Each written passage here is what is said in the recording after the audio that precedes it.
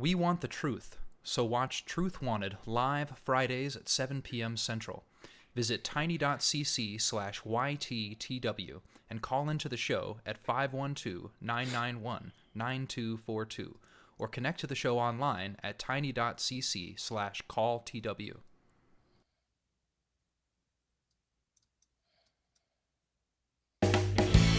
So you think that you can tell us how to live our lives, never questioning the source from which your moral code derives.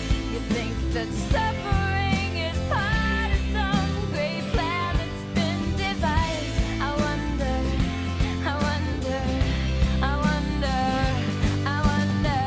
what will it take for you to start opening your eyes? I wonder. Hey everybody, welcome to the Atheist Experience. We are live. It's May 15th, 2022. If you're watching us live, I'm Matt Dillahunty. Joining me, my good friend Dave Warnock. How are you today, Dave? Hey, Matt. Good to see you, buddy. I'm doing good. Glad to be here. I'm thrilled that you're here as well.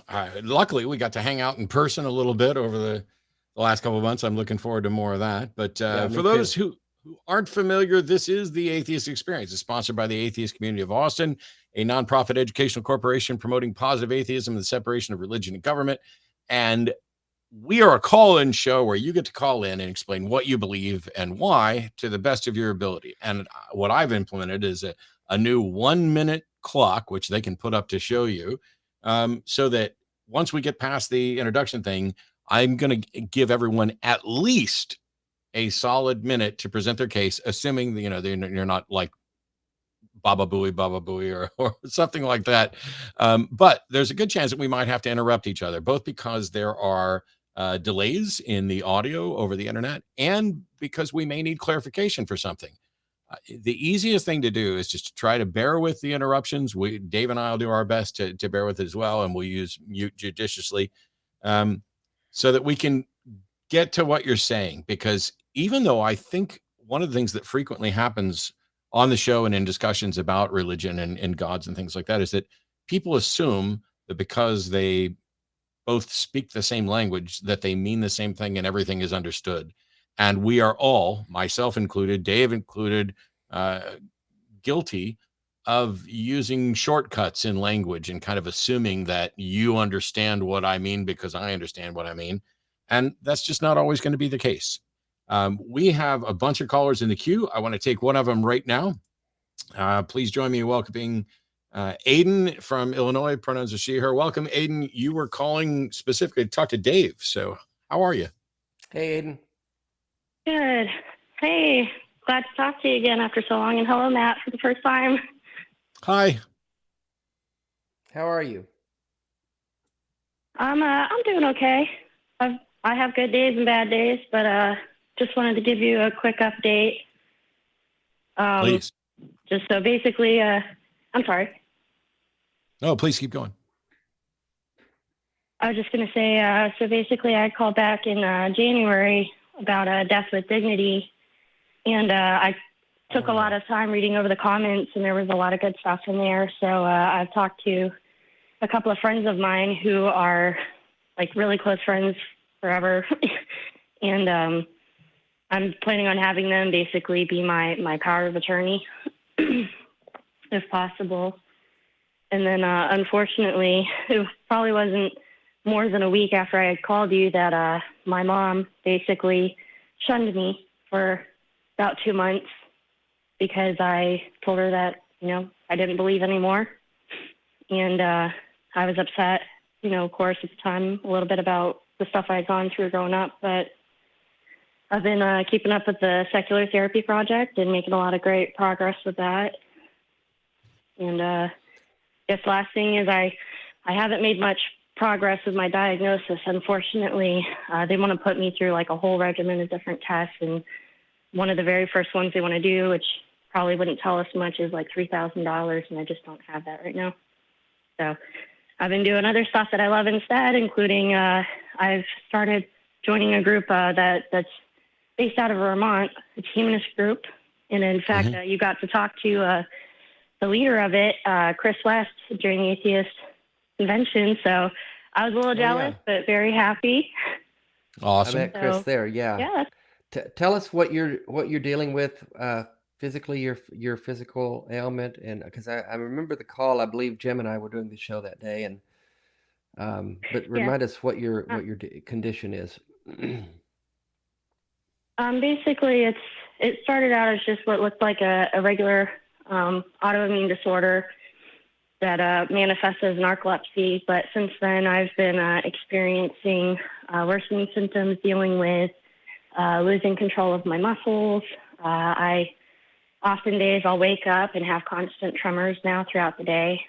I also have noticed that I stop breathing while I'm sleeping a lot, but not enough that it would really be conclusive in a $3,000, study for a sleep study again.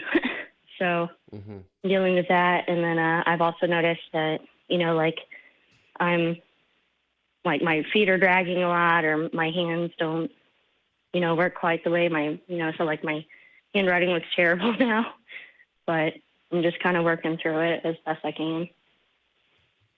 Yeah, I remember that. And it wasn't diagnosed as ALS or something similar to that. So you don't know that if it's terminal or just a chronic thing that could be fixed. But I guess the thing we talked about then, and the thing I'll remind the viewers here, is it's your body. It's your life. I'm sorry you're having trouble with your mom. And there are going to be people who obviously don't agree with our lack of belief in God, our atheism. When we depart something that's precious to them, they have trouble with that, and it's understandable, but it shouldn't affect who we are and what we do and how we live our lives. And so I'm glad that you've got the autonomy there that you need, and you've taken control of that.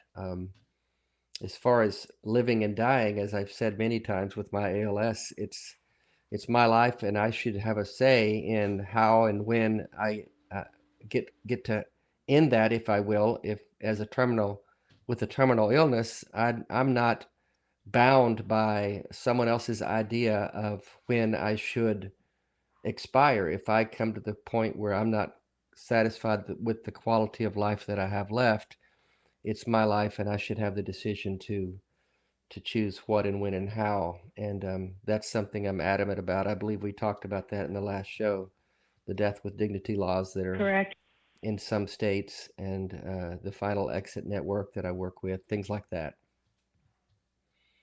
Right. Yeah. Right now, I'm just trying to kind of preserve my quality of life. And like I said, the tremors have worsened even in just 4 months. So I'm really not sure, like I said, what to do there. And I haven't been able to get a really honest second opinion yet. So regardless, at least I can start planning, because it's only getting worse, and it's only going to get worse. That I do know for sure. So I just want to make sure I have everything in order. And like I said, a lot of the listener support was really helpful in figuring out like how to do kind of like a power of attorney thing and be prepared.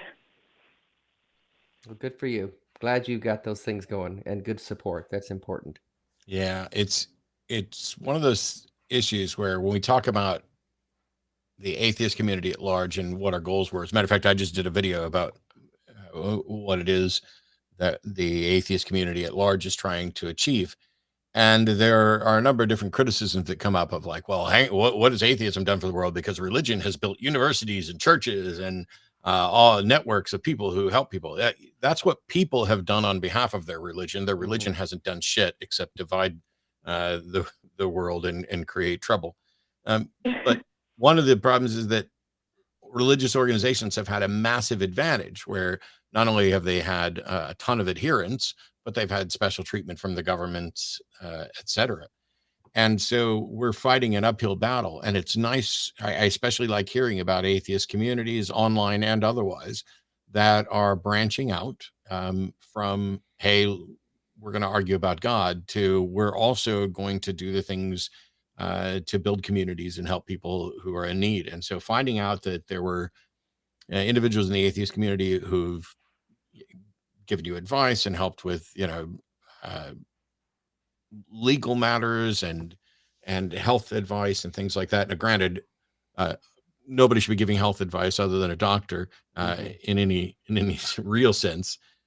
So I'm looking forward to hearing, you've gotten your second opinion and you've started a treatment plan and you know more about what's going on. But I genuinely share the frustration, despite not having that diagnosis. I can appreciate to some extent, not fully, but to some extent, what you and Dave and others are going through.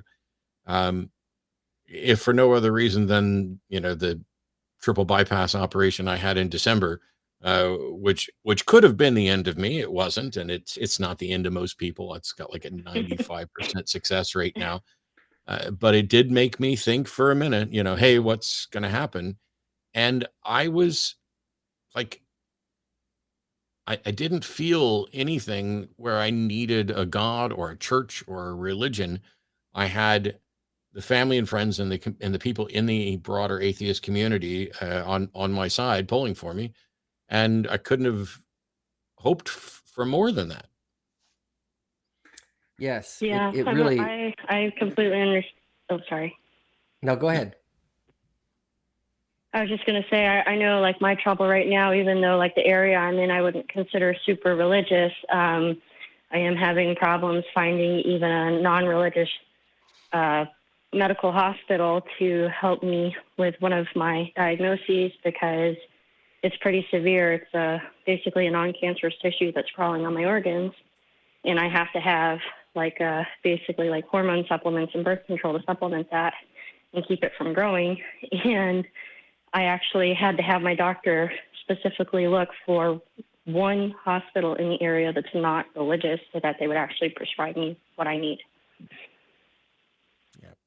So, yeah, it's difficult. Yeah. It's tough. I tell you what's heartwarming for me is what Matt alluded to there, that people from this show, from watching you on this, hearing your call on this show, when you called in, reached out to you, made contact with you. I think I've connected them. I'm not sure if I remember right, but I did meet Chris at the Atheist Convention in Atlanta, and he said he'd been in regular contact with you, and that you've gotten good support from just people who watched the show and listened when you called in and wanted to connect with you. I thought that was beautiful, and it speaks to what Absolutely, it was.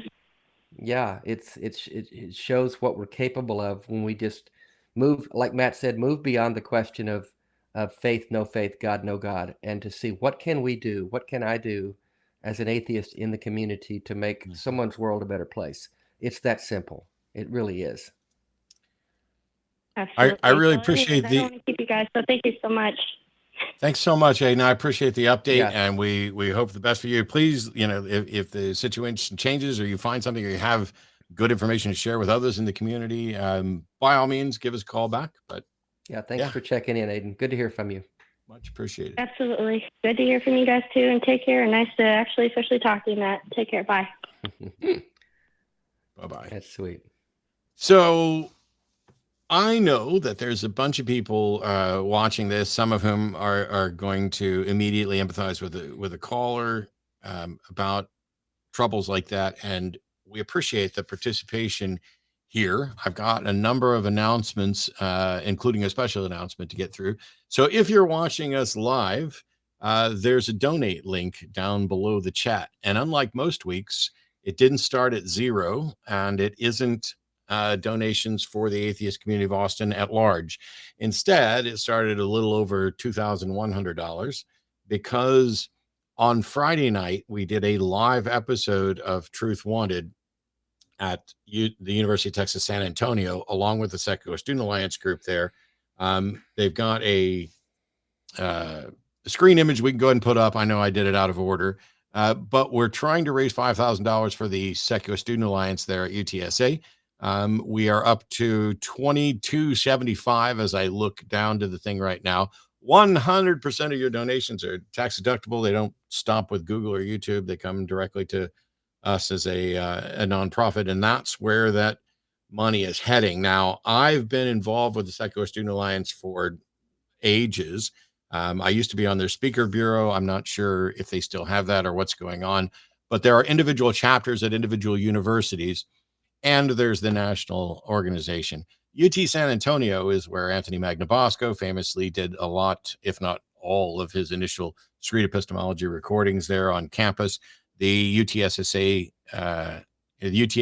SSA group has had me down to speak, and I've got t-shirts from that group.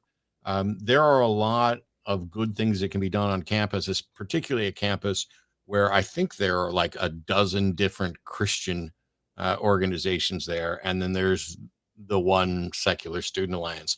And those organizations need our help and granted, the university is supposed to be treating them fairly and equally. I'm not necessarily convinced that's the case.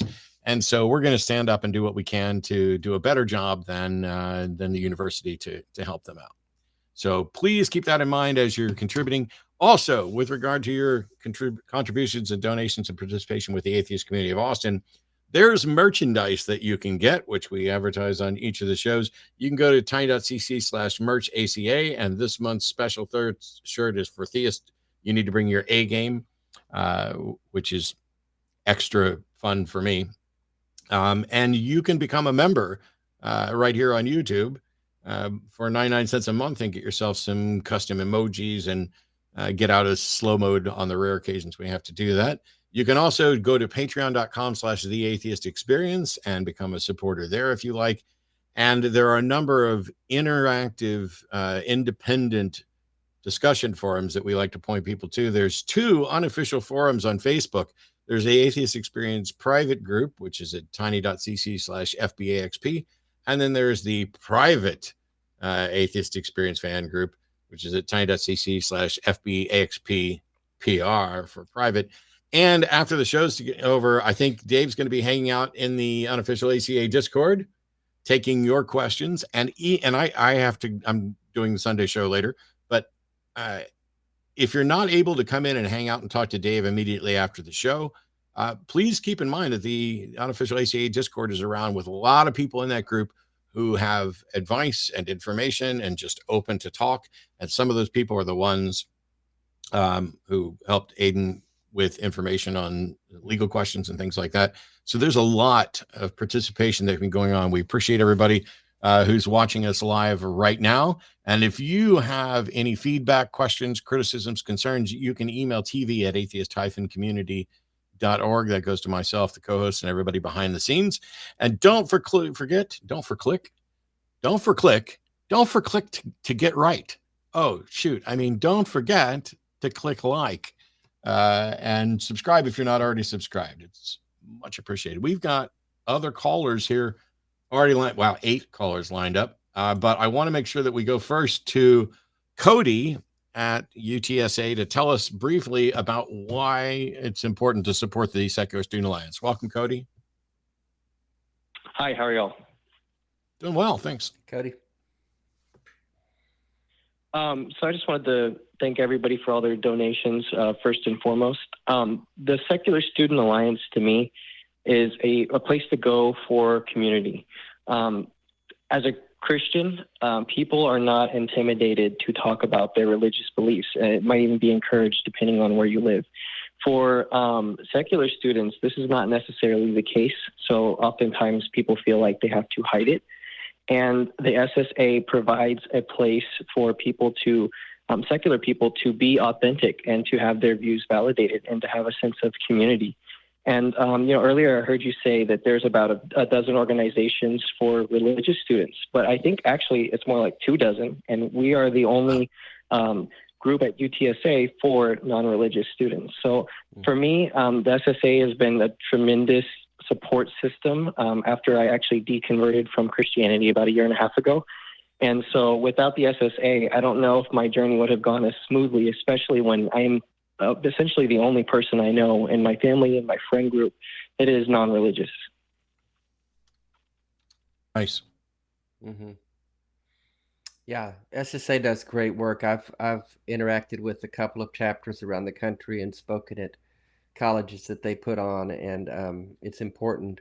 It's important work. The groups are oftentimes, like you said, Cody, the only ones on the campus doing that. So we need more of them, and we need more people involved with it. I think that goes without saying.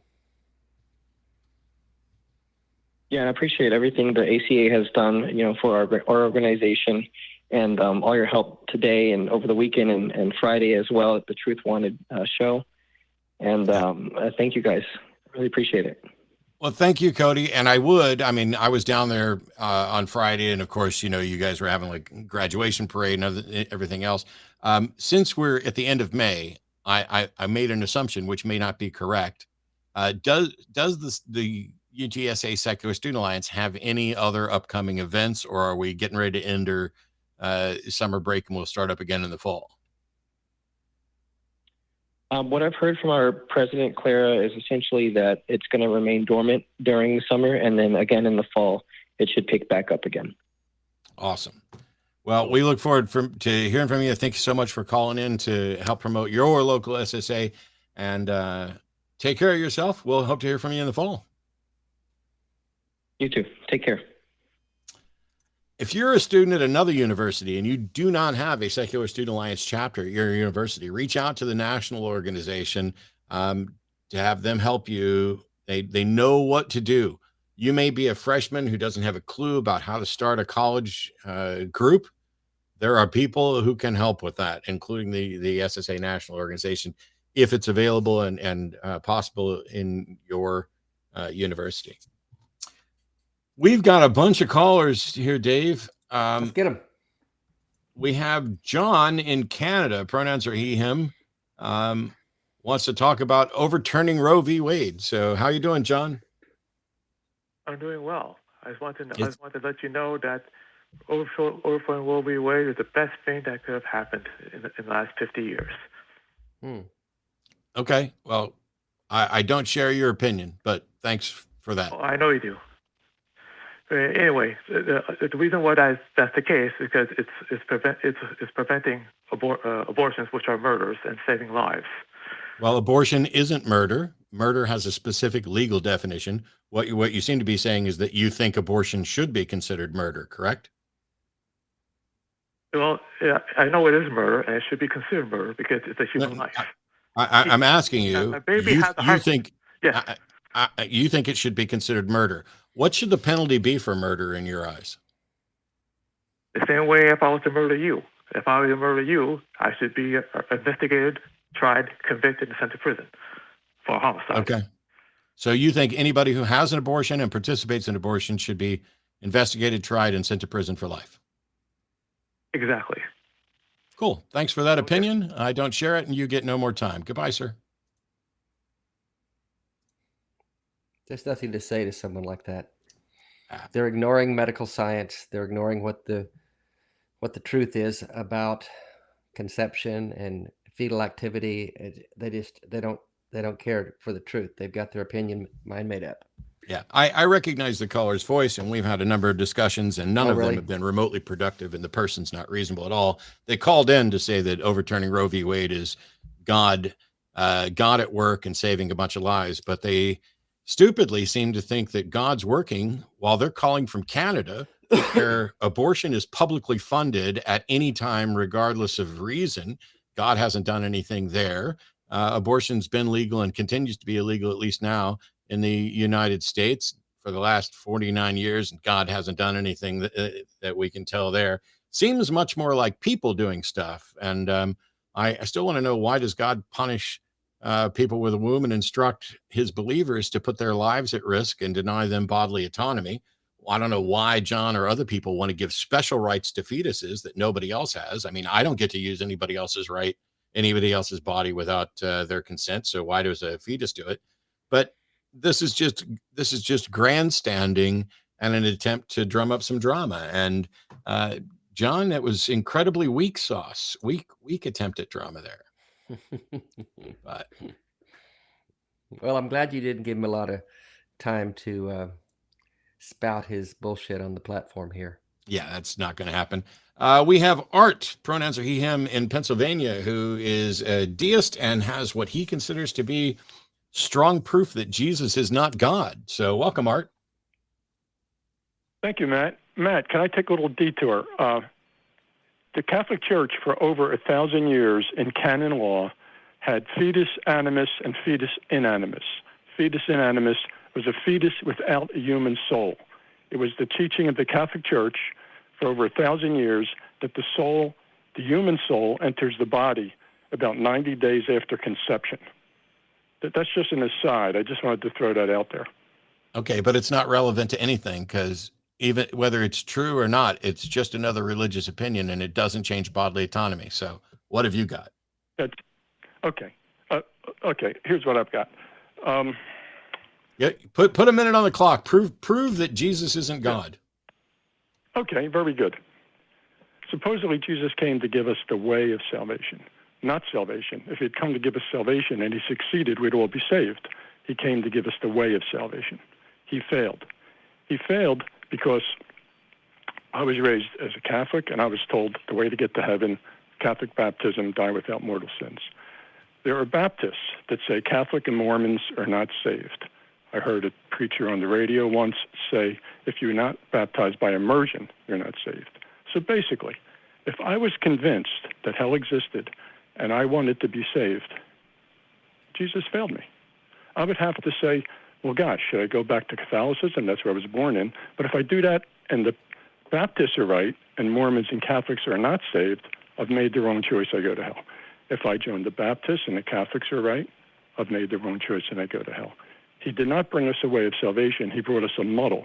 There's probably 10 or 20 different ways of salvation if you survey all the Christian sects. That means he failed to bring us the way of salvation.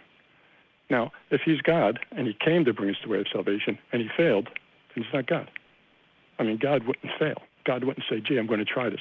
Now, a lot of people say, oh, it's because of human blah, blah, blah. You know, we're so whatever.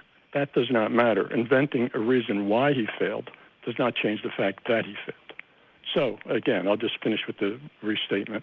If I was convinced of hell and I wanted to go to heaven, I wanted to avoid hell, Christianity gives me 3 or 4 or 5 ways, which means it gives me no way. Because if I make the wrong choice and the other denominations are correct, bingo, I'm frying.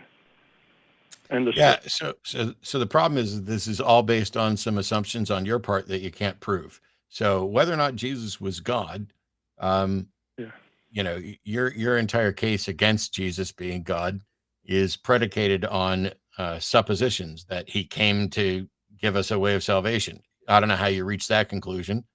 Hang on, I'm talking. Yeah, I don't know how you reach that conclusion because while that is doctrinally what some versions of Christianity say, you have no way of no justification for assuming that any of those are going to be correct. And so, you know, while there's no reason to think that Jesus is God, the proposition is essentially unfalsifiable. So you can't prove Jesus isn't God. All you can prove is that there are inconsistencies within the various doctrines of Christianity. Well, okay, first of all, you're right that Christianity is very varied. But if someone believes that the mission of Jesus was to bring us the means of salvation, if someone believes that, then I think it follows. What? No, sir, you don't get to go with what if somebody believed that the mission of Jesus was to make Pez dispensers available to everybody? And because they're not available to everybody, Jesus isn't God. You begin with a flawed assumption. The entire case is the entire case is as much of a waste of time as Christianity is. Well, okay. I thought this would be useful if someone was talking to someone who believed that, which many Christians do, that Jesus came to show us the way of salvation.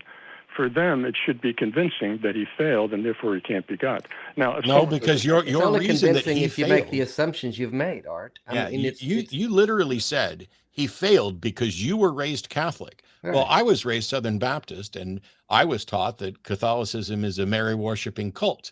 But if you'd asked me, when I was a Southern Baptist, if you'd asked me, did Jesus fail? No, I have the plan of salvation, and I'm convinced that it's the case. I don't know what we're getting at, but your argument's no better than Matt's, Art. The bigger question is not was Jesus God, is you can't even prove God. So you're coming on the show saying you can prove that Jesus wasn't God. We're saying first prove God, and then we'll talk about Jesus, because all of that's irrelevant. I agree. What I should have said, I guess, is if someone believes that Jesus came to show us the way of salvation, that person by my logic, I think will have to admit that Jesus isn't God because he didn't No, accomplish. they wouldn't. They did. I just literally explained to you. I used to believe that, and by your reasoning, I would not have admitted that Jesus isn't God. I would have admitted that you were raised in a Mary worshiping cult that didn't have good doctrine. Using your logic, Art, you and Matt could go. I was raised, but I lived as a charismatic evangelical who believed if you didn't have the fullness of the Holy Spirit, neither you nor Matt were right with God. So we've got three different arguments about which version of Christianity is the most correct, or which view of God is the most correct, or which view of Jesus is the most correct. And the point is, none of them are, because none of us can prove anything about what we assert. It's just assertions without evidence. And yours is no better than what Matt would have said as a Baptist, or I would have said as a charismatic Pentecostal believing Christian. I will say different opinions. I agree with you that Christianity has not succeeded in what many people believe that it's for. Mm-hmm. But that doesn't prove that Jesus isn't God. It doesn't prove that there isn't a God. And no offense to you, Art, but you're identified here as a deist. And so you already believe in a God that is completely unverifiable, which makes me question your reasoning skills at all. Well, let me interrupt you a second. I said I was like a deist because I didn't want to pick theist or atheist. I could tell you what I believe and why, but that would be a whole other call. So I'm not a deist. But so you're not a deist. You just didn't want to say whether or not you were a theist. Well, why are you lying? No. I believe that theist and atheist, I know what you're going to say about this. I believe theist and atheist, there's a third option. Because there's not. Person God. Well, there's not a third option. You either are convinced there is a God, or you are not convinced that there's a God. There's no option. There's no third option between being convinced and not being convinced. The reason why I say it is the third option is the definition of a theist, I believe, is someone who believes in a God who is a person. Like, for instance, a theist is someone who believes in a God. Period. Okay, so is a Taoist a theist? Is the Tao a Taoist may or may not be a theist, depending on whether or not they believe there's a God. But you listed deist, and you listed deist, and now you say you're not a deist, which means you lied. No, what I told the call screener was I was like. Are you a deist? No. Why does it say deist next to your name? Because you didn't have a choice, because I didn't want to choose theist or atheist. I'm sorry, if you're not interested in actually discussing this honestly, how does that differentiate you from lying about being a deist? It's like saying, have you stopped beating your wife? It's not at all like that. No. It's simply saying, are you convinced that a God exists, period? Are you convinced that a God exists? Because the answer is yes, you're a theist. Yes. And if the answer is no, you are not a theist. Okay, here we go. I believe that the ultimate ground of existence is God. Now, I do not believe the ultimate ground of existence is a person. Now, so I don't think that qualifies as theist. But since I believe the ultimate ground of existence is God, I don't believe that qualifies as atheist. So if you want to label me one or the other. I'm sorry that you are incredibly confused about this, but I don't know what you mean by the ultimate ground of existence is God, because I don't know what you mean by ultimate ground of existence, and I don't know how you're defining a God. You're right. And so if you believe the ultimate ground of existence is God, then you believe there's a God, which means you're a theist. Not a person. I don't give a shit. Okay, let me ask you this, Matt. Let me ask you this. If I was, no, I'm not, if I'm not this person, but if I was a person who believed God was love, that God was the love that people feel for each other, would that make me a theist? No, it would make you delusional. It would make you no. It would make you a theist in the sense that you believe there's a God that you also don't define according to any normative definition at all. But why are you raising what other people believe when we're talking about what you believe? You said you Okay, believe the ultimate ground of existence is God. What does that mean? Right. Okay, I will tell you. There's 3 steps. First of all, what do I mean by ultimate ground of existence? Secondly, does that concept refer to anything real? And then thirdly, if it refers to something real, why would I call that real thing God? So those are 3 steps. Would you want me to start at the beginning or go to number 3? That's up to you. I don't know what you mean by ground of existence. Yeah, I don't you're know not how being- much more clear I can be. Okay, You're so- not being okay, clear, no, Art. I'm going to tell you. I'm going to tell you. Okay. Stop telling me you're going to tell me and fucking tell me. I don't need preamble. I've got a show here with 9 other people waiting to talk. I don't need preamble. Got it. We have a table. The table's existence is grounded in the wood. If the wood didn't exist, the table couldn't exist. But the wood can exist without the table existing. The wood's existence is grounded in wood molecules. Wood molecules' existence is There's no such thing as a wood molecule. Yeah, I know. It's grounded in. You're right. It's grounded in molecules. The molecules are grounded in protons, neutrons, or electrons, which are grounded in quarks. I am stipulating there's an ultimate ground of existence. What evidence do you have for anything beyond quarks?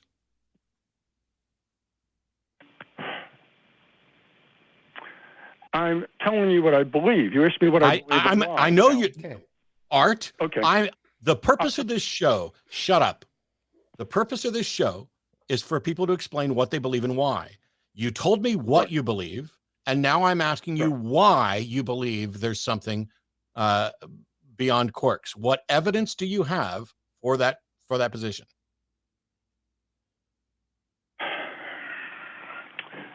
Obviously, if I had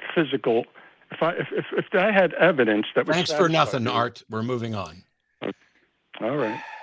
You have an idea, you have a belief, but you have no substance beyond that, and you cannot admit that you don't have any substance beyond what you believe. There's no evidence. We can see the wood, we can see the table made of wood, we can see where the wood comes from. We can go chop a tree down and actually make a table from wood. But you have nothing beyond what you want to believe about a God, and you just should admit it, Art. He's gone, I know, but yeah, you should just admit it. I don't have evidence. Is you say, oh, well, a table is grounded in wood. No, that is a linguistic. A table is made of wood. It's not grounded in wood. What the hell? We made a table out of wood. A table could be grounded in steel or any number of other things, but it's basically you're saying a table is made of wood. Wood is made of this. People would be honest and say, you know what? I want to believe there's something beyond what we see. I don't have any evidence for that, but it's what I want to believe. That is an honest answer. Yes. I need some explanation for what is it that serves as a foundation for quarks? Maybe there is a foundation for quarks and we just don't know it yet. Maybe there's not. But when I ask, what's your reason for believing that? And you're like, well, if I had any actual physical evidence, you're done. Yeah. I mean, you called in to prove that Jesus wasn't God. So you called in to prove the unfalsifiable. And then you claim that you're a deist because you don't want to admit that you don't have any grounds for your deism or theism. And you don't want to identify as an atheist because you're incredibly confused about the foundation. I know lots of people who just want to believe in a God. I've got family members. They just want to believe there's something more. There's something bigger than me. There's no evidence for it. And when backed into a corner, just be honest and say, I don't have evidence. It's just what makes me feel good. It's really wild. Yeah. Okay.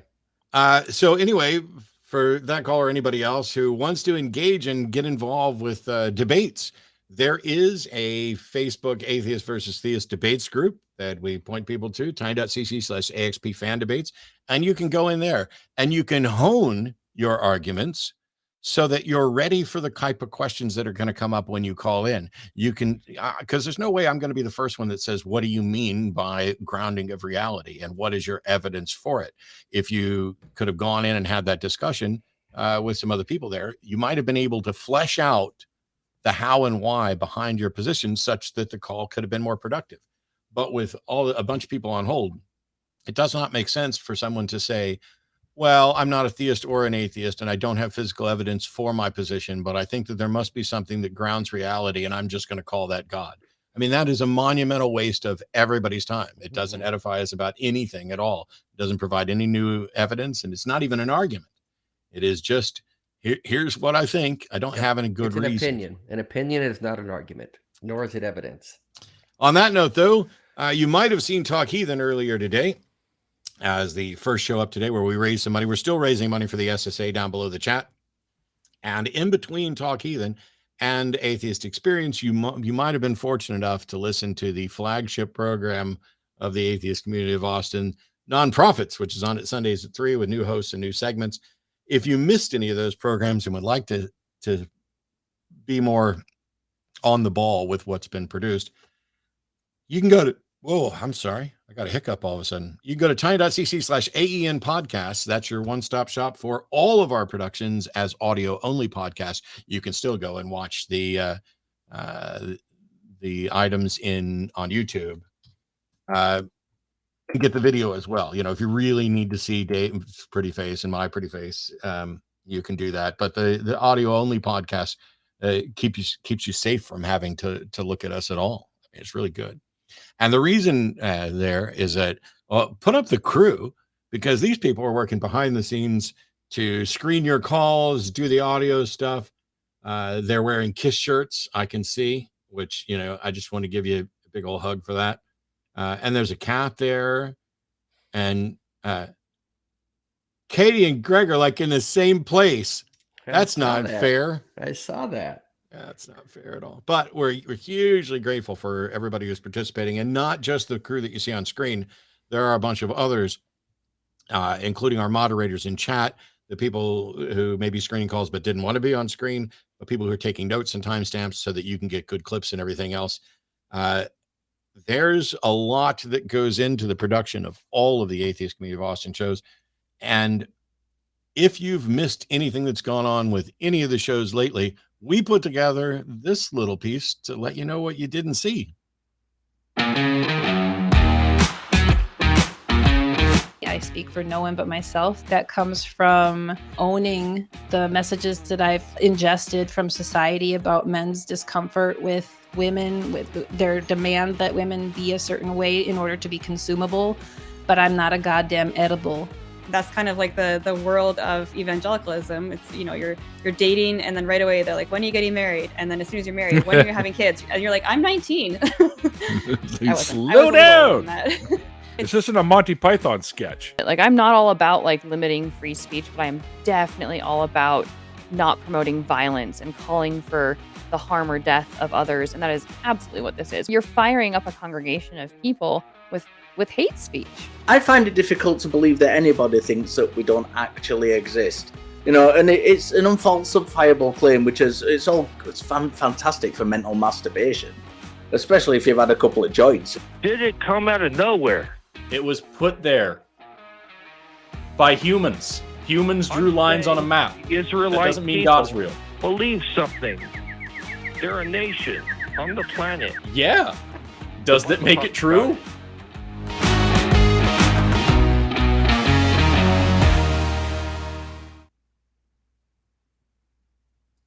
And moving on, we've got calls, including Mykil in Canada. Pronouns are IU, which doesn't really work and is already a problem. But Mykil says that everything came from something else. Literally everything we can observe is proof of God. So welcome, Mykil. Start with a grain of sand, and I'll give you a minute, and you can explain how a grain of sand is proof of God. Does that sound fair? Sure. Cool. Start the clock. Can you hear me now? Yep. Let's go from a grain of sand to how that's proof of God. Okay, well, first of all, I never said there's a God. I said there's a creator. There's a difference between God and creator. Creator means something or someone that brings something into existence. That doesn't mean there's intent or it's a higher power. It's just a creator. Now, the grain of sand, how were they created? You can go Google that. Anything. Type in, how is this created? I just typed in your quarks. Do you know how quarks are created, Matt? From high energy collisions. It literally says quarks can only be created in high energy collisions. Now, what creates those collisions? Another creator. We don't know but it is a creator because everything we can observe has a creator. My parents created me. The voice you hear right now is being created by me. Any text in the chat, someone is creating that. It is not just spawning into existence randomly. People are deliberately typing words in that they are creating. So can you name one thing with proof that does not have a creator? God. I don't believe in God. Cool. Why are you calling us to talk about creator as if you can use a cool linguistic trick to demonstrate the proof of something? I'm literally talking to you now, Mykil. Why are you trying to talk over me? I gave you your minute, and your case is you don't believe in a God, but everything has a creator, and you're using the English language word of the creator to basically say that everything has some explanation for how it comes to be. Congratulations on staying on hold for 40 minutes, but how is this not a complete waste of our time? Because you just said you're God. First of all, I don't believe in a God. I believe in a creator. Is your creator intelligent? That is not your proof of a thing without a creator. I'm asking you. That is a snarky remark. What is a thing? Mykil, I will fucking hang up on you in exactly 3 seconds if you don't answer my question. Because you're a fucking... Well, now you're done. Look, I predicted it in 3 seconds. He kind of started with a lot of passion and anger there to begin with. Like, he was adamant that his position had to be defended. I mean, my God, that's no way to start a conversation, Mykil.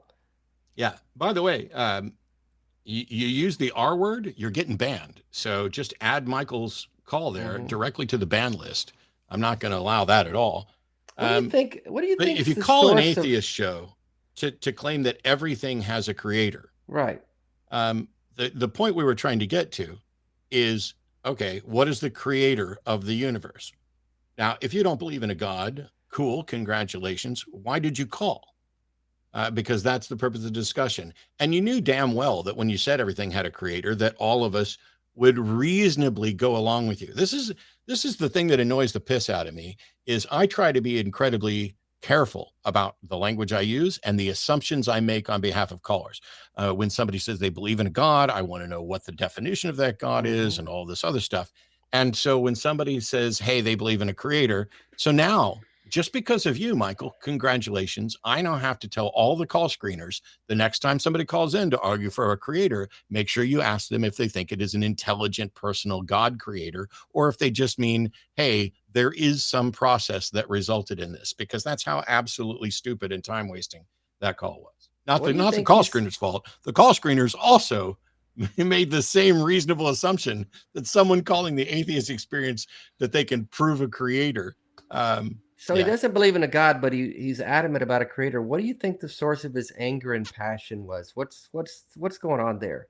Yeah, just psychoanalyze that for a minute, because my God, was he ramped up? Yeah, I just think it's, oh, here's the thing. I'm gonna go and troll a show, but whatever. Oh well. We got other callers, and let's get on with it. Here we got Tory. Him in Illinois is a former JW, dealing with some bad stuff. So welcome, Tory. How can we help? Hi, Matt. How are you? Can you hear me? Yes. Hey, Tory. Okay, good.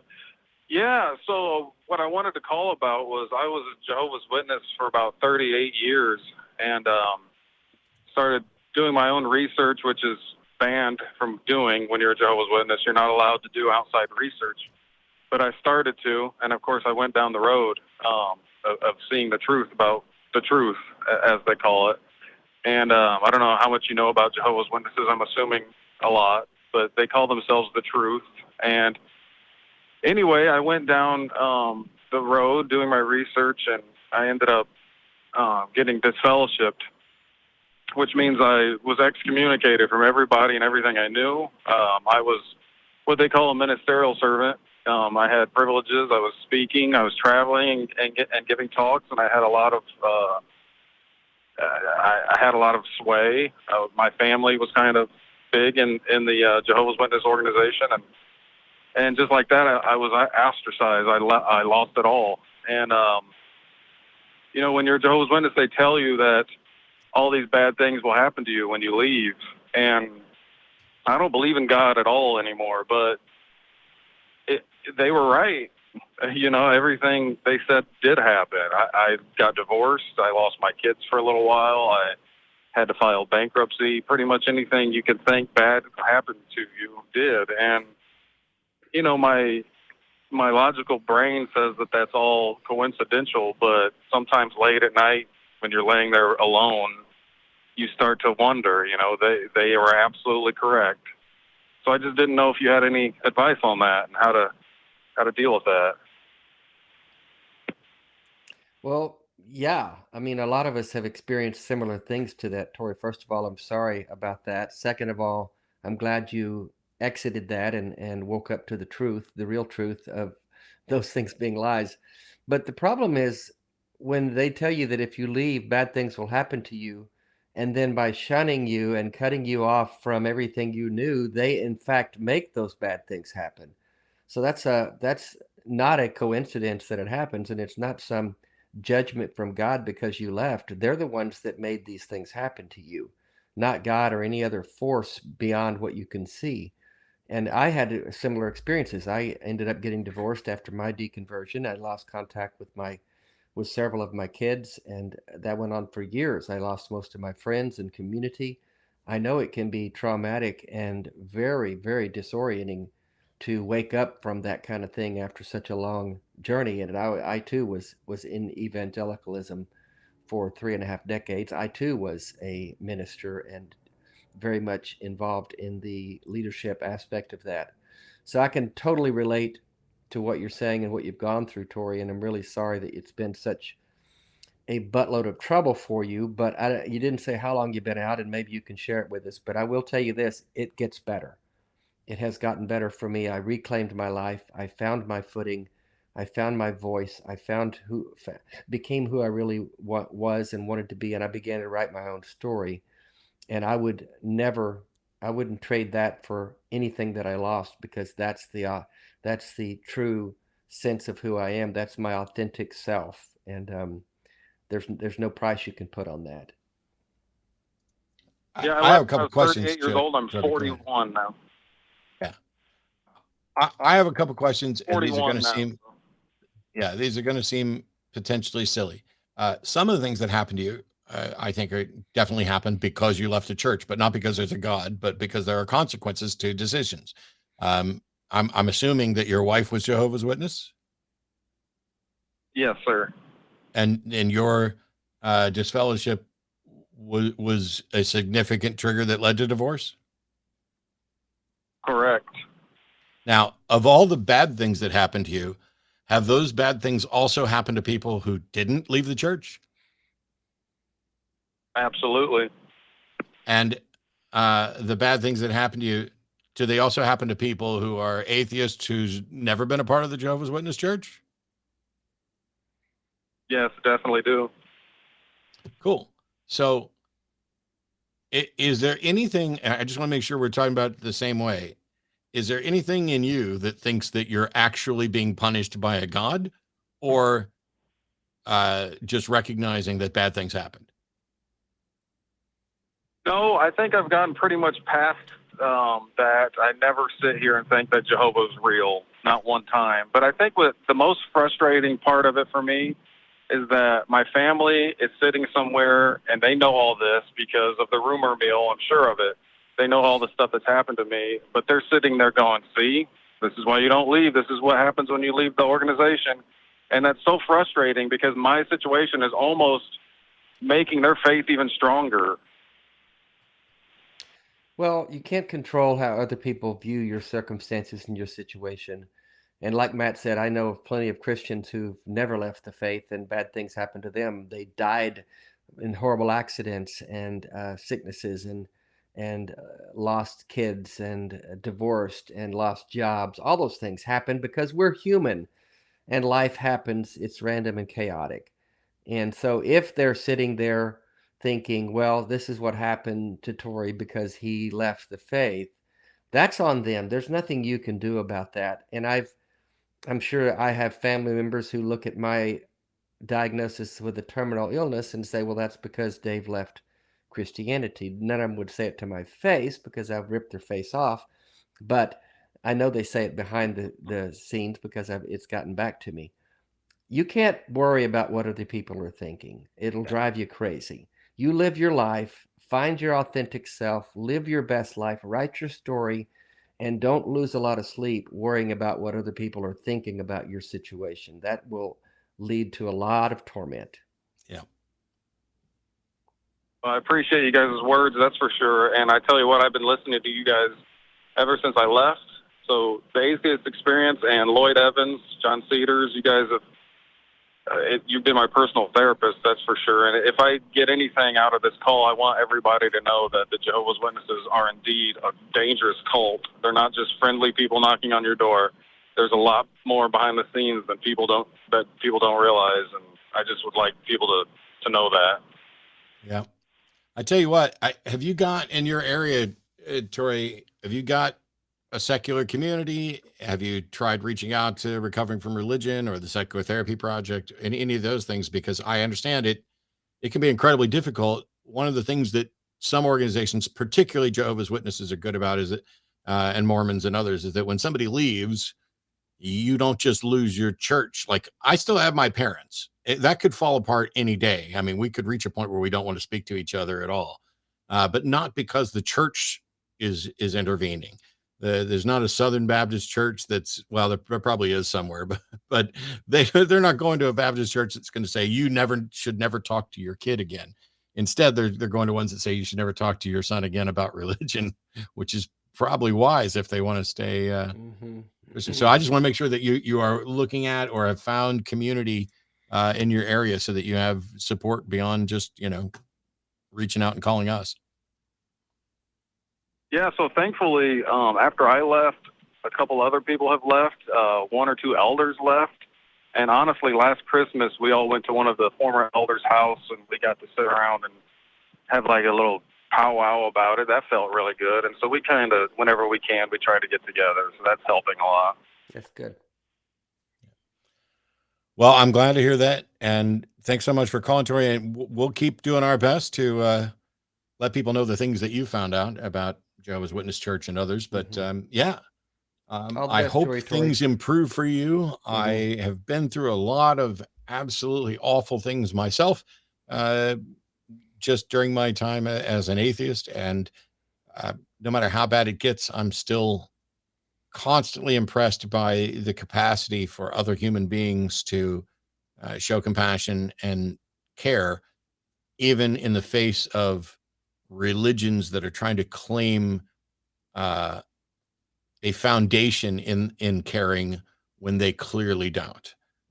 Religions, most religious people's view of love, when we're talking about like fundamentalist type religions, it is foreign to me. I don't recognize it. I don't recognize this this abuse that they want to label love, where it's like, oh, we're going to withhold caring for you. Yeah. Because you agree. Now, granted, my love is also conditional. I think everybody's love is conditional. I think you can love someone who hates you and treats you terribly. I think that's possible, but I don't think it's particularly healthy, and I don't think it's the type of love we're talking about. But and I have people who've been my friends who, we're just we can't agree on stuff. But I've watched kids get kicked out of their homes as teenagers because they don't continue to share their parents' religious beliefs, and that oh, absolutely. I don't understand. I mean, I can understand a divorce. I can understand, grown-ups saying, okay, you don't believe like me, I don't want to hang out with you. I can't understand disowning kids. Yeah, one of the main reasons I left was because my daughter was going to have to get a blood transfusion, and I knew in the back of my mind that I was going to get her that blood transfusion no matter what the Jehovah's Witnesses did to me. I was not going to lose my daughter, and I don't know if you guys realize Jehovah's Witnesses do not allow blood transfusions. I would have been disfellowshipped, which I got disfellowshipped anyway, but I knew I didn't care. I was going to do it. She ended up not having to get one, but I was going to do it. at least the option is around there now. It's really weird to me, the types of anti-science positions that can arise from doctrines from otherwise well-meaning people. I mean, I'm sure nobody wants your daughter. Nobody in your church wanted your daughter to be ill or die, but they're still willing to deny her, reasonable medical treatment. That is, I mean, blood transfusion is not even controversial anymore. Mm-mm. On that note, Tori, they're completely lost. thanks Well, so all the much, best to you, and Tori. stay Hope strong, things get sir. better. Let us know if All right. Thank you if so something much, sir. changes. But yeah, cheers.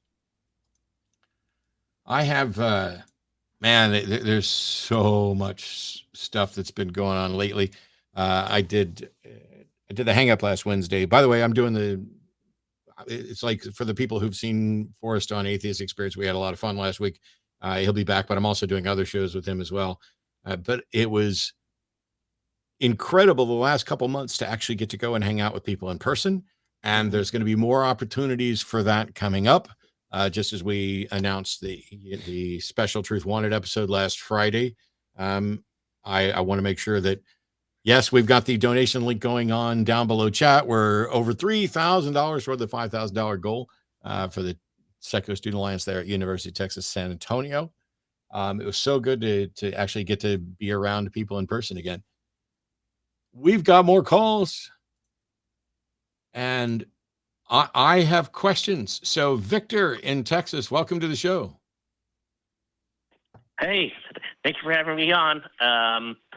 Actually, I called a couple of weeks ago and was thinking to pass up, but I saw Dave is on, so I can't. I'd really love to talk to Dave. I'm a big fan of both of you guys. It says here that your position, it says here your position is that we can't reason a belief in God and must use intuition. Well, it's yeah. I'm providing an alternative approach to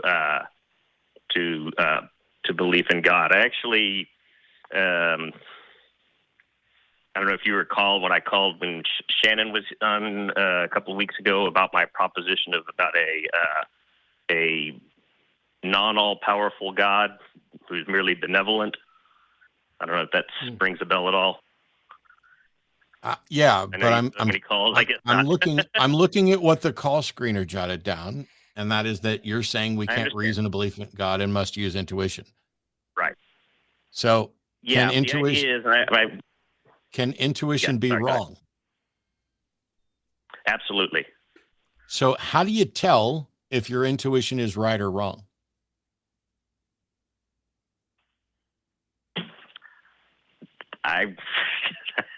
That's a very good answer to the question. You certainly can't provide that to anyone else unless you. I guess what I was trying to see what kind of just a curious question as to whether maybe you or Dave might somehow have had an intuitive belief in God. I know that beyond your indoctrination that you used to have. I'm sure at some point I did, but then I learned that intuition is not a reliable epistemology and that intuition can be wrong. And when I sat down to think about the question I just asked you, which is, how can you tell if your intuition is right or wrong?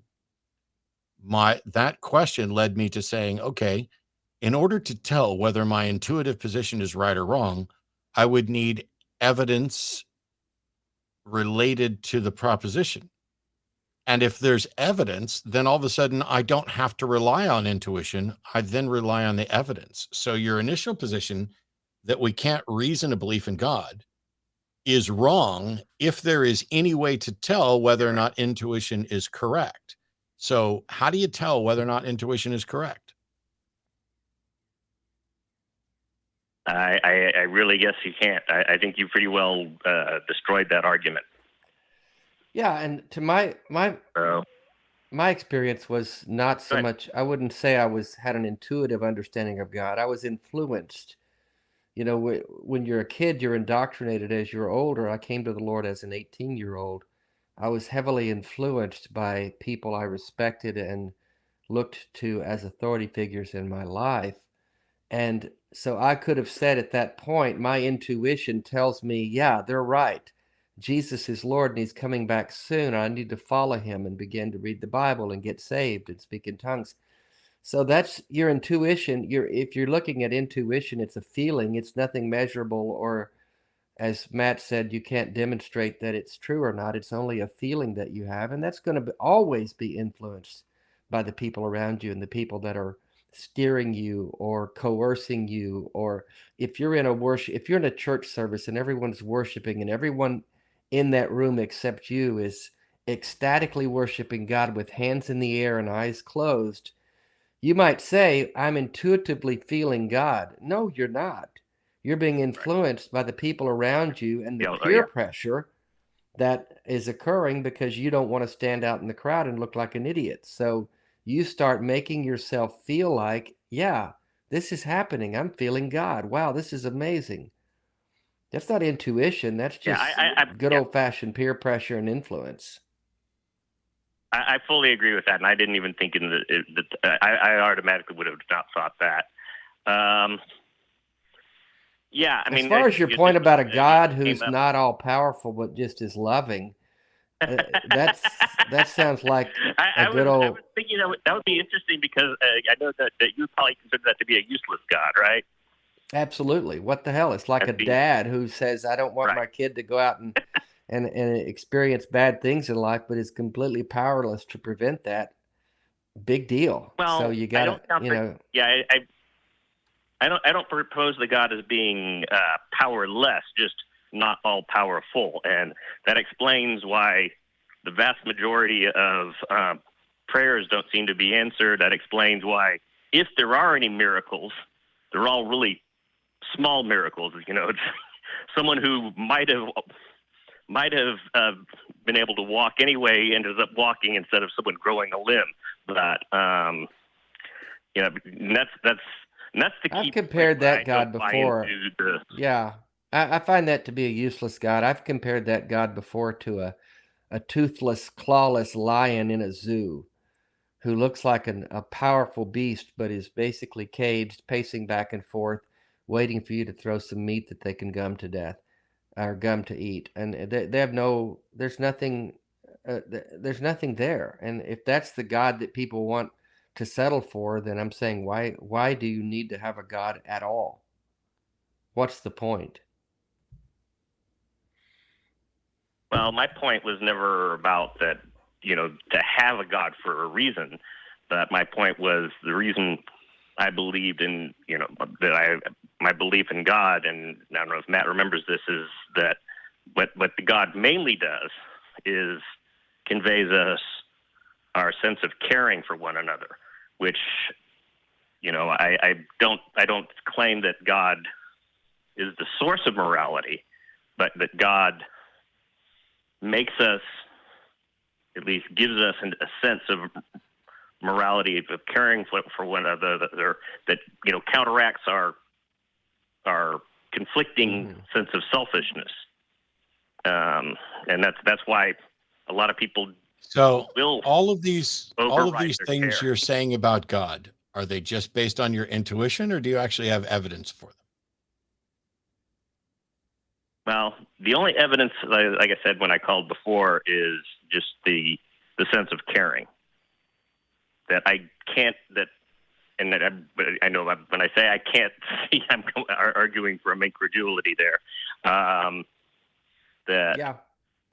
You're talking yourself. Otherwise, I've been able to figure out morality. That's the point. I've been able to figure out. You're debating yourself. Yeah, I hear you, Dave, but debating yourself, Victor, and you said it. Yeah, you're arguing from incredulity that I can't imagine that we would have love and empathy for one another without a God putting that in us, and that's just, there's no evidence for that.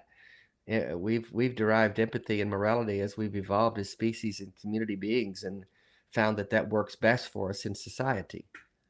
Yeah, right. I live in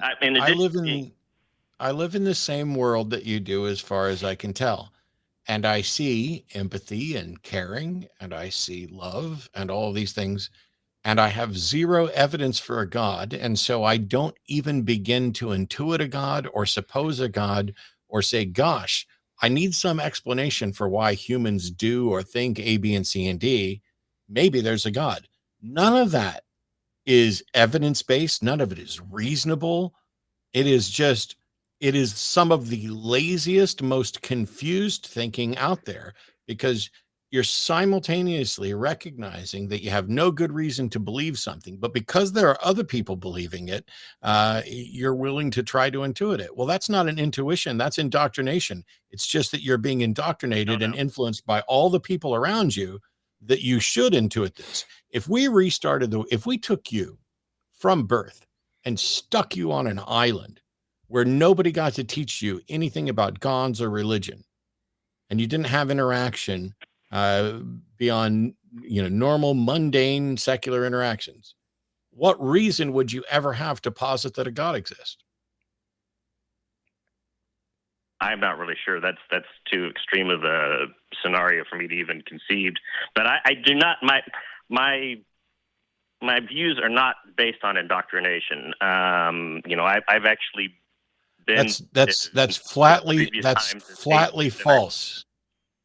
That every single person on the planet, your thoughts are the result of indoctrination. Every single person on the planet is indoctrinated in some way, to some extent, by the people around them. You learn by mimicking the way you talk, the accent you have, the way you process thoughts. That comes from the people you were surrounded with when you were being raised, the views that you have. We know humans are just creatures of habit. Now, does that mean you can't break out? Of course you can. You can break out of some indoctrination, but to claim that you have none of your positions are the result of indoctrination is naive. And wow. and yeah, that's why critical thinking is so important, and skepticism, because we absorb that which is around us, and what's incumbent upon us as we mature, as we grow up out of childish thinking, is to critically examine those things that have been told to us, those influences we've grown up with, or that we've had foisted upon us.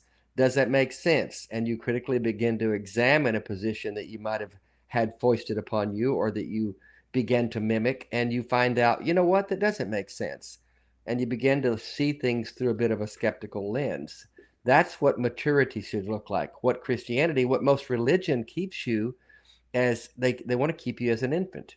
That's why, you're called a child of God. The Christianity wants to keep you as a child forever, and never allow you to grow up and mature and think critically about anything. That's the danger.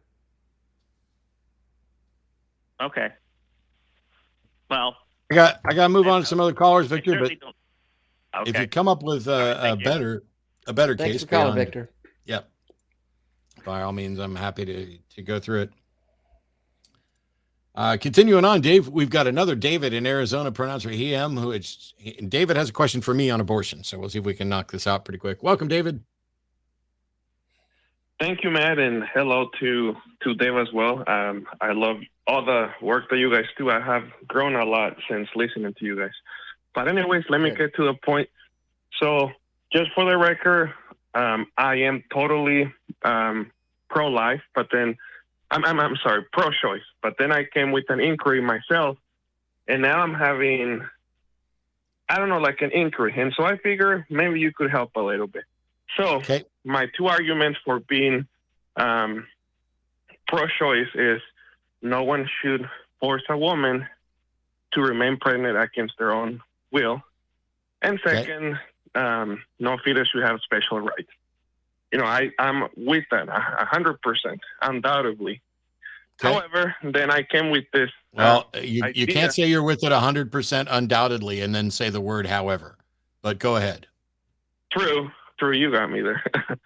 So if the fetus or the baby, for all that matters, got to be in the womb without their own will, per se, should there be some kind of consequences for that, or reprehensions? Because like the baby or the fetus, for all it matters, it did not ask to be there. So that's where I get I'm kind of in a stop there. Like, it just made me rethink that whole being pro-choice or pro-life. But I want to be in pro-choice. Yeah. So the thing is, if you accept that nobody has the right to force a pregnant person to remain pregnant, everything else is moot. It doesn't matter whether no fetus has ever asked to be implanted in a womb. That's not a possibility. There isn't even brain function to get consent or to seek that. And while you may think it's unfortunate that there is a human life that is potentially thoughtful and might want to continue living, that's irrelevant as to whether or not it has any legal right or should have any legal right to continue living. And as long as the position is bodily autonomy and no one can force someone to remain pregnant against their will, then you can think whatever you want about the fetus. But when you're saying, should there be consequences? Consequences for whom? Who should pay consequences for terminating a fetus, terminating a pregnancy such that a fetus dies? So, and because go ahead, Dave. You go ahead and answer it, Matt. I want to know who do you think, because you're like, should there be consequences? And I'm like, consequences for whom? For the woman, or for all that matters, for the two people procreating the fetus or baby, because the baby or neither the fetus or the baby asked to go in. Matt's point was that the fetus is not a sentient being. It has no awareness of itself being there. Well, actually, it's not my point, because I don't care if it's in there writing poetry and curing cancer. It doesn't have the right to use somebody else's body without their consent. But I think David was making the point that, well, the fetus didn't ask to be put there either. So what rights does he have? She has. Well, the pregnant person didn't ask for the fetus to implant necessarily either. So which means it's a parasite. Exactly. The point I want to make is the fetus is not aware of itself being there. It's not a sentient being with awareness. And someone said to me the other day that, well, my grandmother almost aborted my uncle, and I just wonder about what life would have been like without him. Well, your uncle would never have known that he didn't exist. That's the thing. It's the thing I talk about death. When people say, what are you going to, are you afraid to die? I'm not going to be aware that I died. I'm going to go to sleep and not wake up, and I'm not going to be aware that I didn't wake up. There's nothing to be afraid of there. So a fetus born that has conceived within a mother's womb is not aware that they're there and oh man, I can't wait to get out of here. Wait, what? They're going to abort me? No, this is not right. That's not happening. And the anti-choice, I started to say pro-life, but I hate that term because I'm pro-life. I love life, all life. But the anti-choice people want you to think that baby's in there looking forward to being born, and then you snuff this life out. That's not what's happening. That's not medical science. Yeah, unfortunately, well, you know how theists are. They're going to be claiming, as soon as conception, it's a life. That's what. And so sometimes when I get into arguments with theists, that they come up with that, and so I'm just trying to gather more information and have stronger arguments to. What should, that's the thing is, who should pay a penalty and what for? Because if somebody doesn't want to be pregnant, then it's just as much a violation of their will. Actually, it's more of a violation of their will for them to be pregnant than it is for the fetus to say, I don't want to not, be born. But the fetus can't say that, as Dave was pointing out. And it is in that situation, when it is an undesired pregnancy, it is a parasitic relationship, period. There is an entity that is using your body for its own, to sustain itself without your consent. Now, I get it. People don't like that, that language, but tough. Just because you want to, not you, sorry, David, I'm not directing you, but just because somebody wants to look at it as it's a cute little baby, it's not a parasite. No, it is parasitic by definition, parasitic. And in some cases, people want that parasite and they want it to grow up and become a person that they're then going to take care of. And that's fine. That's how we all got, or most of us got to be here. Some of us were, prevented by law from being aborted. But the notion is that every time somebody's like, oh, well, shouldn't there be some penalty? For what? For exercising your rights to not have your body taken over by something you don't want it to be taken over by? We grew up in a time where pregnancy is trivialized, even though it is absolutely non-trivial. Pregnancy changes a pregnant person's body forever. Carrying a child to term changes a pregnant person's body forever. And neither me nor the government nor any group of people should have the right to impose those consequences onto somebody else. And as soon as, by the way, now the only people who are consistent are the people who are like, it's always murder all the time and it should be treated exactly like murder. Everybody else's position that it's not murder, but it's kind of bad, or that there should be consequences, or it should be discouraged. All of those people are making irrational exceptions. Every single one of them is making an irrational exception because they're saying, hey, I really think that, this should be up to the pregnant person to choose whether or not they're going to remain pregnant.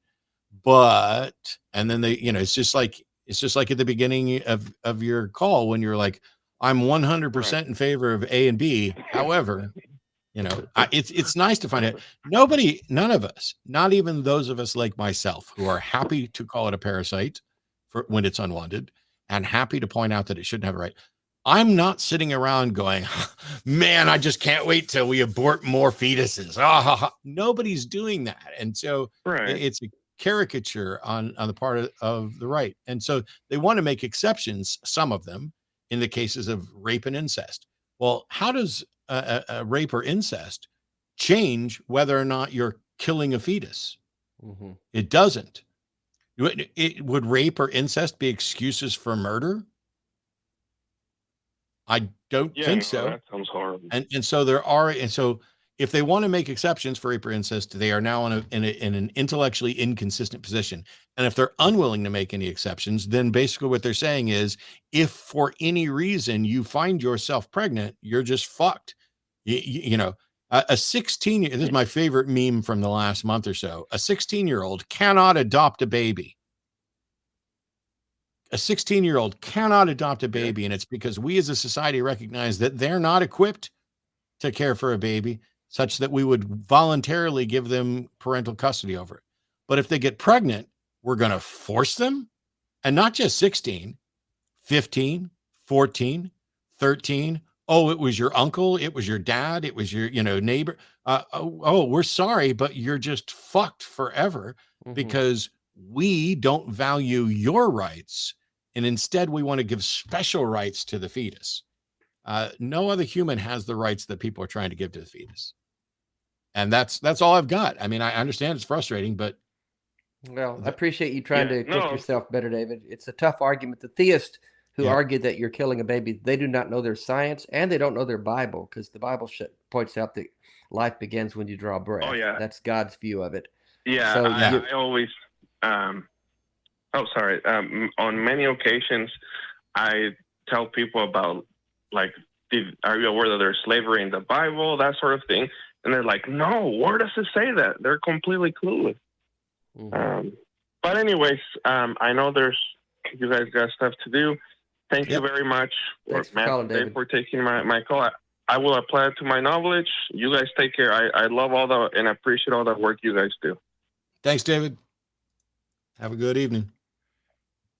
Oh, we got a couple calls left, and I don't know that we're necessarily going to get to them in the short time that we have left, but I'll try. And so what I'm going to ask is, callers, please recognize we only have a few minutes left. I'm going to try to make this, but we have Ciel in Oregon, pronouns are he, him. Welcome. Yeah, hi. Thank you very much, Mr. Warnock and Mr. Dillahunty. And so I guess I want to just start out. I wish I had more time, but I guess I would just want to posit an idea about the journey to God, and not doing so about in respect to belief. And I really like Mr. Dillahunty's example in like the indoctrination or the indoctrination of mental conditioning, how it's like we're very conditioned, and being on a remote planet, like if we weren't around anybody else, what would we be left with? And I would think that would be psychological suffering. And it would be, how am I suffering? Why am I suffering? Why am I experiencing emotional pain? And, from a lot of the callers that come in, I hear a lot of anger and pain in a lot of their voices. And even, one of the gentlemen that was very triggered. And in my experience, a lot of this comes from social conditioning and from our parents. And, the link between parental love and religion, I think, is so deep. And, so I guess I'm kind of just going off here, but understanding more about our own psychological pain and suffering, in my experience, brings you deeper into yourself and can bring about different types of spiritual experiences. So what I hear in a lot of calls and a lot of debate is at the mental level. We're arguing at the level of belief. We're saying what we believe, what we don't believe. But it's all conditioning. We're believing based on, and we're identified with those beliefs. So we're very. I'm gonna stop because we've gone past a minute. So first of all, do you have anything to add to that? Or any thoughts on? I have mountains. I have mountains of objections, if I can. So first of all, I agree with you that we should be focused on understanding our psychological suffering, etc. What I don't agree with is I don't know what there's two phrases that you used. Deeper into yourself. I have no idea what that means. It sounds like gobbledygook, pseudoscientific mumbo jumbo. And so does different spiritual experiences, because I don't know what spiritual experiences are.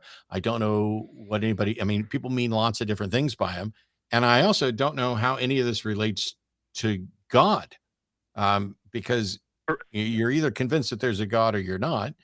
I'm fine with doing various things to have a better understanding of individual psychology, but I don't know what deeper into yourself means, and I don't know what spiritual experiences are.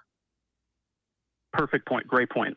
More self-awareness. So more self-aware, like dogma would be deep religious belief and conviction in terms of one thinking the Bible is true, whatever that might be. Then more awareness around these beliefs. Is it being mostly a fiction? And then more awareness in terms of where are these thoughts even coming from? Hang on. I'm lost. Patterns? So it's like a journey of self-awareness. I'm lost. I asked about deeper into yourself and spiritual experiences, and you went into dogma. Yes, they're both. No, yes, because at this extreme end, it would be like dogmatic belief. I need to know what it is. I don't need you to go to the end of the book. I need you to start at the beginning of the book. What the hell do you mean? What does anybody mean when they say spiritual experience? And what does anybody mean when they say deeper into yourself? Because I can't get deeper into myself. That's figurative language that does not tell me anything substantive. What I meant by deeper into yourself is gaining more self-awareness through experiencing one's emotions. That's what I meant. Sure. I got no problem with better self-awareness, but better self-awareness is linguistically an order of magnitude separated from deeper into yourself, which sounds like pseudoscientific woo. I used the wrong terminology. It's okay, Ciel. What I heard. So what's a spiritual experience? What I heard you saying, Ciel, is that people's pain and conditioning growing up and the issues that people deal with societally and familially cause them to look for something beyond what they can see, feel, and hear and know experientially and materially. And so they create this sense of need for a God or religious experience. And that is the thing that I see a lot of people land on, is there must be something, because there's a lot of pain and suffering in the world all around and in me personally, and I'm needing a God or a spiritual experience to make sense of that. Perfect. Yeah, I completely agree with that. That's absolutely a dynamic that can take place within someone. To go back to Mr. Dillahunty's question in terms of spiritual, just do Matt. It's shorter, and I don't feel like you're talking to my dad. Sorry, Matt. I apologize. Spiritual experience being dropping the ego, the identity being. I don't know what that means either. Okay, the identity. Let's say mind and emotion. Let's say the thoughts and emotions, let's just say, compose the identity. And a questioning of the thoughts, of our emotions, and questioning the I thought itself. Because if you look, the mind is a metaphor. The thought apple will never be an actual apple. It is. It's how. Okay, so this is interesting. How is the mind? The mind a metaphor for reality. The mind. We tend to describe the mind as what the brain does, but it's not a metaphor. It's a brain in action. Perfect. It is Okay. Direct experience of thoughts, not the mind. Direct experience, like our life as we are moving through it. The direct experience that we have of reality and how we're interpreting reality. What I meant by going deeper within is more self-awareness around the identity and what is happening with our thoughts and our emotions, and that is the doorway. In my, it's a doorway to what? Understanding. Doorway to disidentification from the self. And why would I want it? Why would I want or seek to disidentify from myself? You don't have to. I don't know if there's an argument to do it other than it's absolutely. I'm not even convinced that you can do it. And you're saying, yes, so I'm not convinced that you can do it. You're saying you don't have to do it. Right. I'm asking, what is the motivation to even seek to do it? I think the curiosity of knowing truth. What I think we're all. How do you know that this leads to truth? Well, I don't want to talk about my own experience, but I mean, I have had different types of experience of dropping the what the I guess religion would call the ego, even though I'd like to dispense with religion completely. What does that how on earth does that lead in any demonstrable way to truth? Because contemplatives navel gazing contemplatives, like Sam Harris will often cite, have all kinds of experiences, but that doesn't mean that those experiences tie to truth. So what is the demonstration that thoughts and emotions equal identity, which I refute that thoughts and emotions are the sum total of identity, but that dropping identity is a path to truth? Not necessarily dropping identity, but disidentification from identity. That disidentification. You're very well spoken, and I understand. Sorry, go ahead. Disidentification. What the hell is that? You're using a lot of by observing your beliefs. There's more space. You're more aware. By dropping it, by being present with yourself and closing your eyes and watching your every thoughts. Bit of your language sounds like pseudoscientific woo, and every time we ask for clarification, yes, you literally said there's more space. No, there's not. There's more space for it. I'm asking, what is the demonstration that disidentifying from identity leads to truth? Well, I can't. Before you answer that, I want you to answer it, but this is for clarification. Okay. I have been high as fuck many, many times, and I've had incredible experiences, and I don't for a second think that those experiences are real or true. Why on earth would disidentifying from my identity lead me to truth? I think that's a very good question. And I guess what I would say is that it's what are we thinking ourselves to be? The I thought, when I say I, that exists in my experience of the mind. That is a thought. And by disidentifying from the I thought, we reveal ourselves that the totality of existence is God. However, we identify with the I thought, and so meditation, as it's this is absolutely a bunch of horse shit. If you play back the answer that you just get, you will find that there was not a cogent thought in there amongst it. You said it's the I, it's what we're thinking. That is a thought. By disidentifying from the I thoughts, we reveal ourselves that the totality of existence is God. Well, keep making unfounded assertions, but I asked what this has to do with truth, and you spewed forth a bunch of garbage. Well, maybe let's say not truth, but let's say what is not true. What is not absolutely true. I am completely done, Ciel, because when I pushed back on this, now you're willing to drop the notion that there's truth, but now you want to go with not truth. You are so confused about what is true or how to get there that you've wandered down a pseudoscientific, woo-based bunch of gobbledygook to the point where when you're challenged on it, you just make up new gobbledygook. Can't explain direct experience. The only thing that I can do is convey what practices one would do to I sit don't with give a emotion. shit. I Ciel, don't give you're- a shit what practices there are until you give me a reason to care about those practices. If you have no reason Healing. to say this Emotional leads to healing. truth, if you have no justification for saying this leads to truth, why the fuck would I care about a practice? You're like, oh, you should meditate. Okay, why? I have no problem with the notion that meditation can be beneficial to individuals with regard to stress and things, but there's no reason to think that it leads you to a truthful understanding. And if you can't demonstrate that, I don't give a fuck what you're talking about. Well, here, if you meditate on feelings, we can release emotional trauma. And that is something that releasing trauma, our experience of life is more true than it otherwise would be. Like if we were beaten as a child or had all sorts of... You're done. It's not more true, Ciel. You're Our done. experience of life doesn't become more true.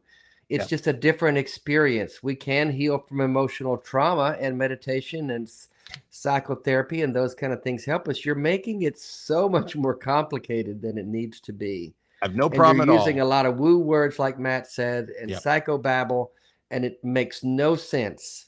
Yep. I don't even think it makes sense with to the you. notion that people could meditate on their feelings and possibly release some trauma. But that doesn't mean that their life is more true or that they have discovered more true or that they're even actually better. You are using the word true in a way that is completely foreign to anything that I recognize. I completely respect that, and I completely understand. Thank you.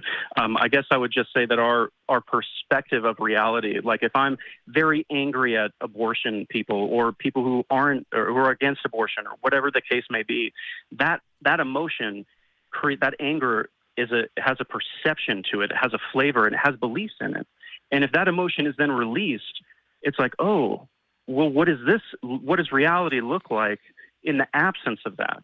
And it's a different, and I would argue that maybe like not absolutely true, but relatively, it's a more true perspective because it's not. No, it's not. Again, okay, Ciel, Ciel, you're using now these you're flowery completely words. done. They don't make sense. You literally said emotions are perception, have perception, flavors, and beliefs.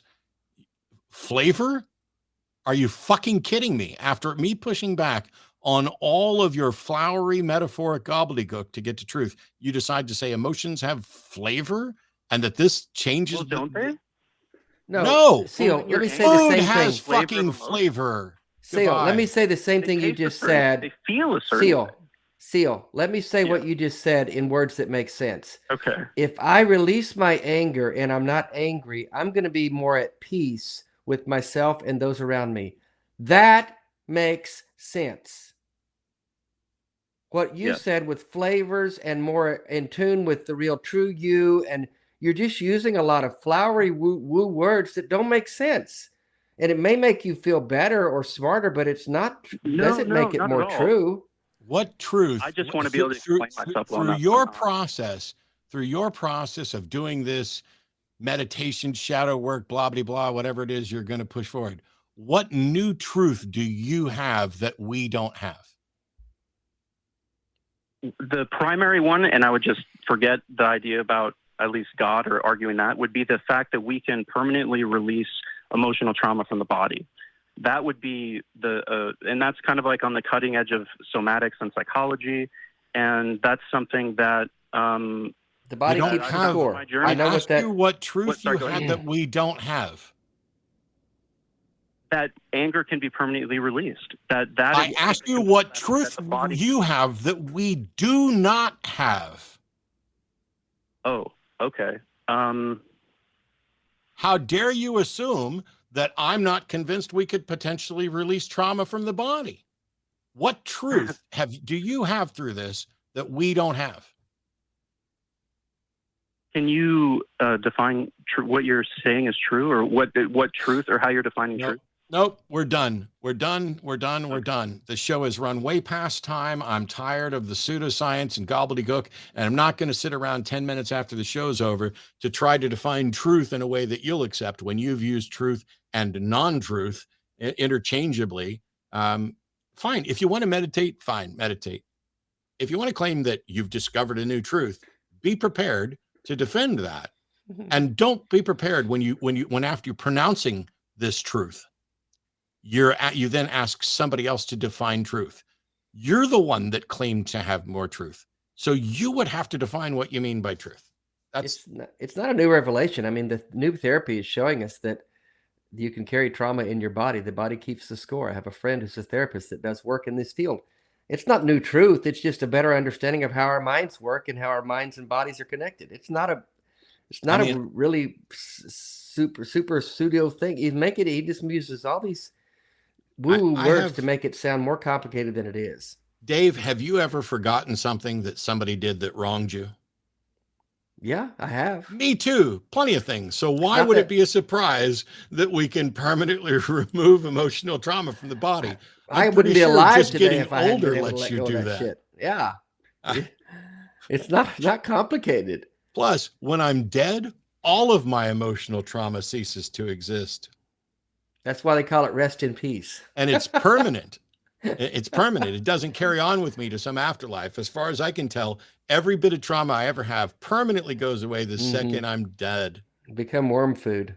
I get it. I genuinely, there are people who are, looking for significant things and trying to find. He's just making it way more complicated than it needs to be. Yeah, and struggling with emotions and all of these other things. It's cool. Meditate. I got no problem with people meditating. I have a problem with people claiming that they've had spiritual experiences that lead to a truth and that we should all be doing this, Okay, cool. On that note, though, huge thank you to Dave. I hope you continue feeling well. I hope I get to see you really soon. I don't know in when Nashville in July. We were at a conference. Yes, NanoCon will be the next one. See you there. We'll start having guests on and promoting that stuff. Thank you to everybody who tuned in. Thank you to everybody who donated to the Secular Student Alliance support thing. We're like about 1,500 or so shy of the actual goal. I don't know if we're going to keep it going, if we're just going to stop there and make that donation.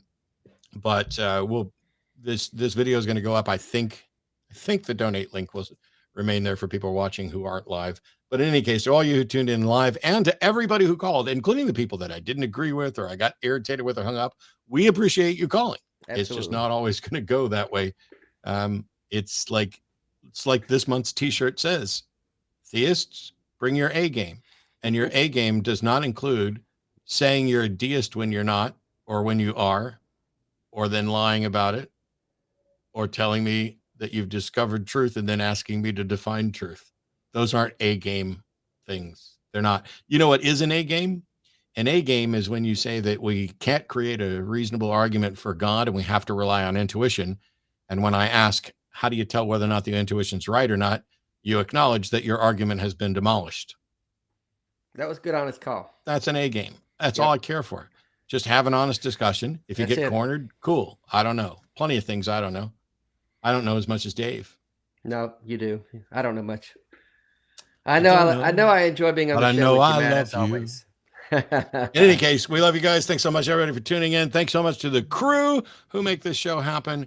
And please hit up the Discord, hit up the Facebook pages, hit up anyone and everywhere where you can start getting involved, because as we move out of this emergency situation to where we're going to be hanging out with more people and interacting with more people, I want all of you safe and happy so that we can have fun and hit the road maybe with some road shows. We'll see you next time. Bye-bye. What will it take for you to start opening your eyes, to start questioning the bullshit everyone around you buys? You think it's any of your business what goes on between my thighs? I wonder when we'll be rid of your life.